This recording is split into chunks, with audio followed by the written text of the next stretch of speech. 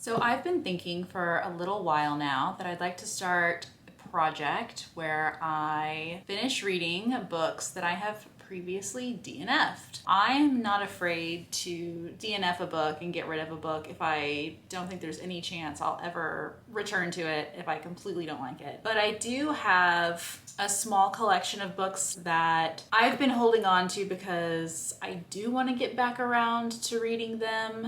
In particular, I have a few classics that I would like to get around to finishing. The first book is 1984 by George Orwell. This is a book that has a backstory to it and why I started reading it in the first place. I worked at a school that said teachers were no longer able to teach novels and students were only supposed to read excerpts that were a page long.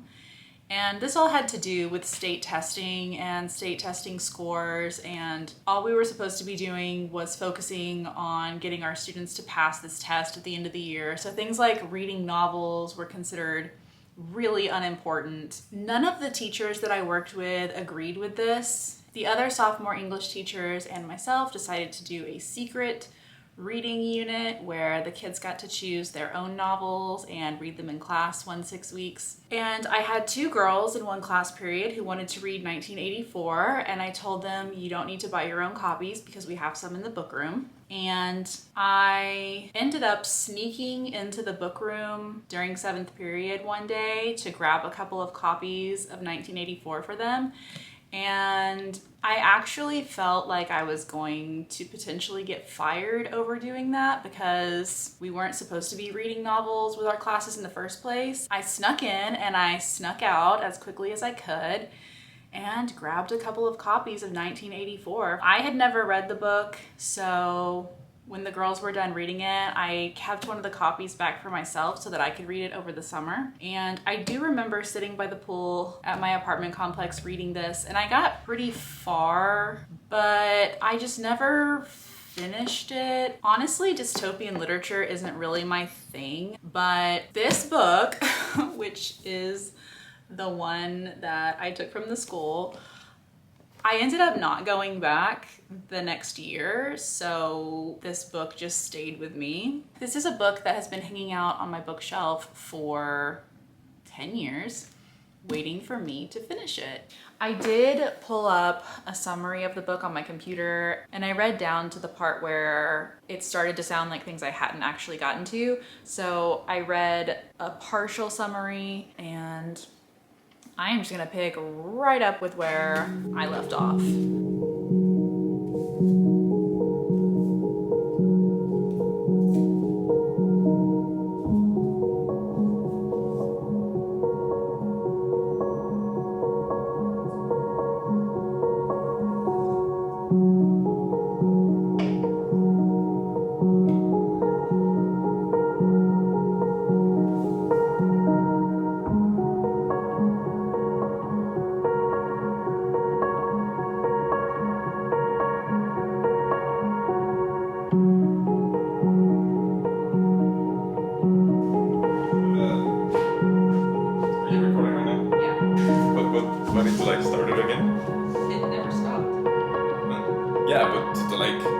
What I just did.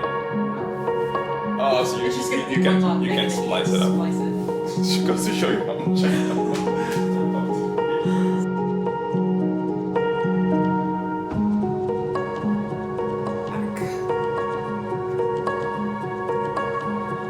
Alright, so we are back for another day of vlogging. I'm going to be finishing the book 1984 today.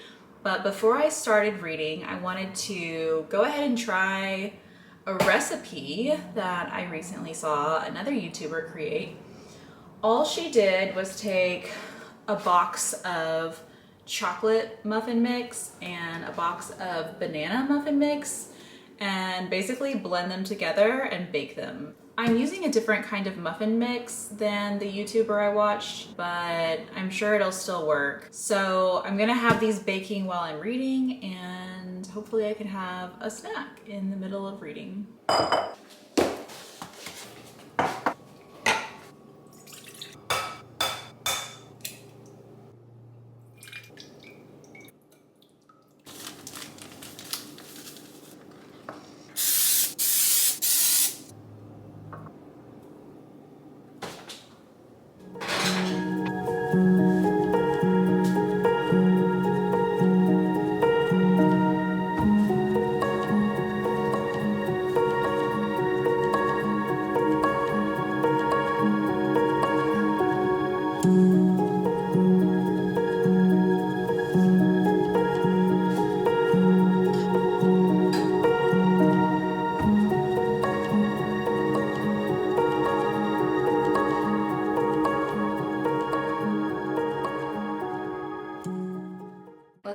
this muffin. It's a little bit bland, I hate to say. It almost tastes like it's missing the sugar. I've made the chocolate muffins many times and they taste pretty sweet. So I guess maybe the banana mix is the one that's not very sweet. Anyways, I'm almost done with this book. I think I have 16 pages left, so I'm just going to crank it out and finish this book.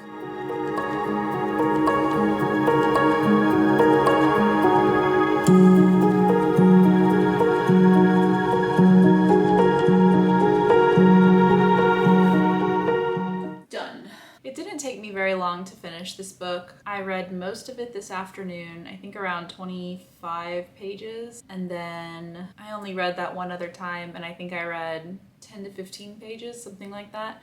So it really did not require that much effort or time to finish this book. And yet it's been 10 years. I don't think it's a bad book. I think it's completely fine and I can see why people like it. I just think that the content itself, for me, at this point, is very boring. Let's see when this book was published. 1949. Surprisingly, for a book that came out in 1949, it feels pretty current. A lot of times when you pick up a book that's that old, it really reads like a book that's that old.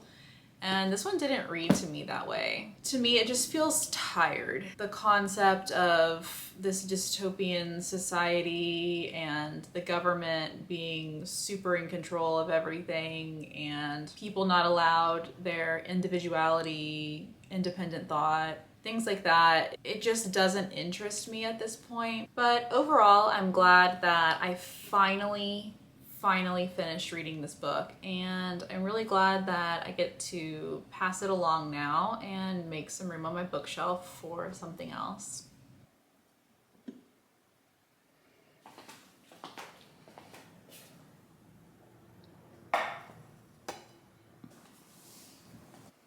The second book that I previously DNF'd that I would like to finish is Lolita. I started reading this book probably around 2016 and I didn't love it, but I kept reading it anyway, trying to get through it. I feel like this book was a little easier to read in the beginning. The more it went on, the more disinterested I think I became in this book.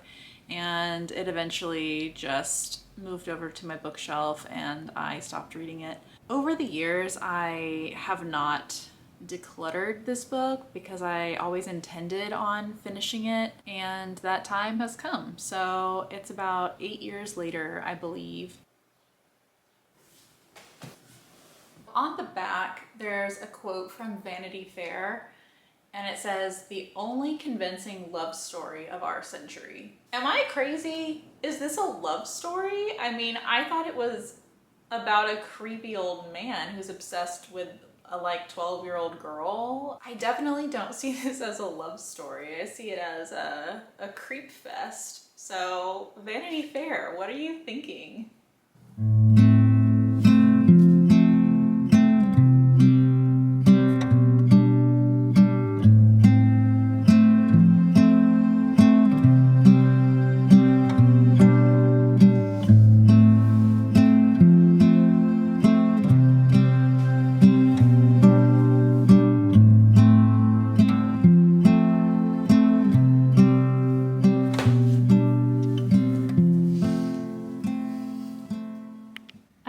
That since I'm trying to finish reading these books, I also thought that I would tackle this box of gift cards that I've had for probably 4 or 5 years, something like that. I keep them in this little case that is for a gift card, but I have 50 probably. A lot of them are for places I just wouldn't think to go. Like this one's to Cold Stone. I don't know if there's even one of those around me. I've moved to a different city since I got these, so I'll have to see if one of these is even around.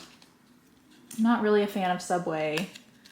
I have never been to a Home Goods, never been to a Baskin Robbins. So yeah, I have quite a few gift cards to try and work my way through. I was actually thinking about starting with the Baskin-Robbins card. I looked online and I found one that is pretty close to where I live. And I also looked online and the flavors of their ice cream look so good. I don't even know how I'm gonna pick which one I want, but I do have $10 to spend. I'm really excited to eat this ice cream. I ended up going with the Blossoms Berry Twirl, the pink and white one with the cookie dough pieces in it. I am just going to sit here and eat my ice cream and read a little bit more of Lolita. Yesterday I read, I think 20 pages of it. The page that I picked up reading on made no sense to me. And I don't even think it's because it's been, you know, like 8 years since I stopped reading this. I think I was confused because it's just an actually confusing part in the book. The narrator is unreliable and suffers bouts of madness. And I opened this book up and was reading right in the middle of one of those bouts of madness. I read at least a page and a half, 2 pages that made no sense. Like literally nothing made sense to me. And I was worried. I was thinking, is this what this book is? Is this why I stopped reading this book? Because this book is incomprehensible. But luckily the book became readable again a few pages later. For me, this book dips in and out of comprehensibility. I think this has to do with the perspective of the narrator and how he's clear or unclear on certain things, or making things up, or confused himself, or paranoid, or whatever. It's like from page to page to page, I go from being into it to being completely like taken out of the story. And maybe that's why I never finished this book in the first place. I only have about 40 pages left of this book, and I'll give you my final thoughts on the book as a whole, or as best as I can remember it, reading it over probably an 8-year period of time.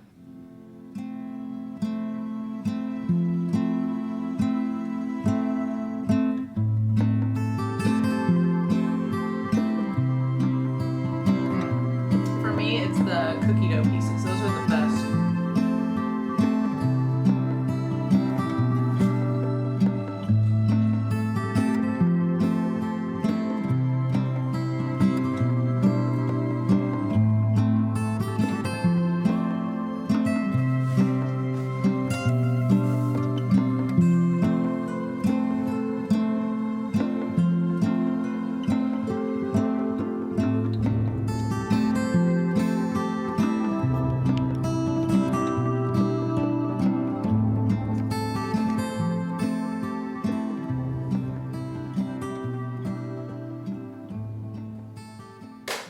So, I just got back from a massage. My back has been hurting me for about the past week, and I finally just scheduled a massage. That was a really painful massage. I've always thought that the more painful massages make you feel better in the end. I almost had to stop her though. I was about to lose my mind at one point with how much pain I was in. With her like pressing on this spot in my back that already hurts. And so right at that exact moment, she asked how the pressure was and asked if I wanted more or less pressure. And of course I said, oh, it's fine the way it is. On the way home, I stopped at Baskin-Robbins again because I still had about $5 left of my $10 gift card. So I decided to go ahead and use what remained of that. And I once again got the Blossoms Berry Twirl because it's just the best. I did try one other flavor while I was in there. I sort of unintentionally tried a flavor called cream cheese, something cream cheese. And I wanted to try it because I saw through the glass an ice cream that looked really good. It had lots of things swirled in it, like caramel and other things. And I thought that's what I was getting a sample of. I thought it was like cream cheese ice cream mixed with caramel and other things, but it was something else completely. And so he handed me this sample spoon of this solid white one, and I was like, oh, this isn't even the one I thought I was asking for a sample of, but I tried it. It was amazing. So I I might have to get the cream cheese ice cream with some like toppings or something on it at some point because that was crazy good. I ended up going with the Blossoms Berry Swirl again just because it's amazing and it's my favorite and it should be a regular flavor on their menu. It's so good. So, what did I think about Lolita? I think you know what I think about Lolita. The ending was all right. I would say the ending was one of the more comprehensible parts of the book. I still really had to like force myself to finish this book. I don't know how I made it as far as I did the first time I tried reading this book. I made it most of the way through the book with just 50 pages left. I don't know how I made it that far. His writing style drives me insane. So yeah, the ending was as good as it could have been, I guess. I did actually read the like afterword at the end of this book.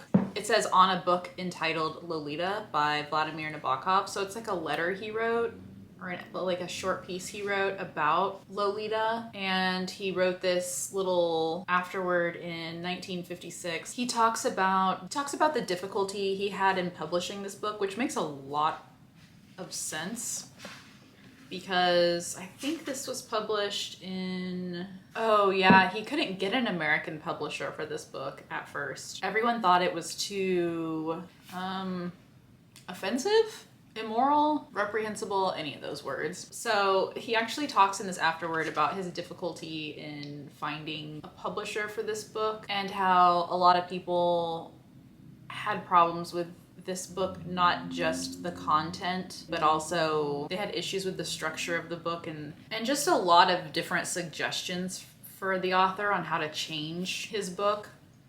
So it was originally published in 1955 in France, and then it eventually made its way over to the US. 3 years later, in 1958, it was published in the US. There's a part where it says something to the effect of this book was him having like a love affair with the English language because the author is Russian and I think he speaks a bunch of other languages. So that actually made a lot of sense to me when thinking about the style of this book. It does read like a book where someone is trying to throw everything at you and like, look what I can do with words, and just going like really over the top with expression and word choice and sentence structure. And it does feel like everything in the kitchen sink is thrown into the prose of this writing. So it does seem like he's sort of experimenting with language to some extent. Like it's like this book is more of an artistic venture and a means to like explore and be creative with the English language, which isn't his first language. So I was thinking that might also explain why like chunks of this don't make any sense to me. He wrote a lot of books apparently. At the end of Lolita, there's a list of his other works and there's so many more than I would have expected. I have read another of his books called Pale Fire, which is one of the really weird ones. And I don't remember anything about it. So clearly that one didn't do a lot for me because I don't remember it. But I definitely read it. So anyways, I'm glad that I started this project to read my previously DNFed books. It